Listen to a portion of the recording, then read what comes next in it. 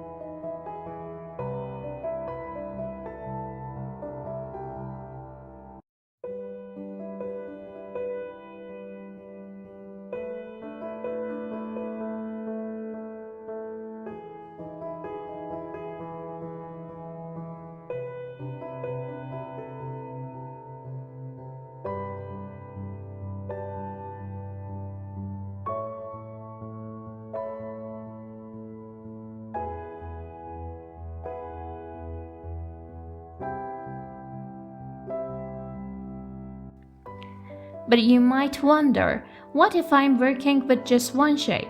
Well, don't worry.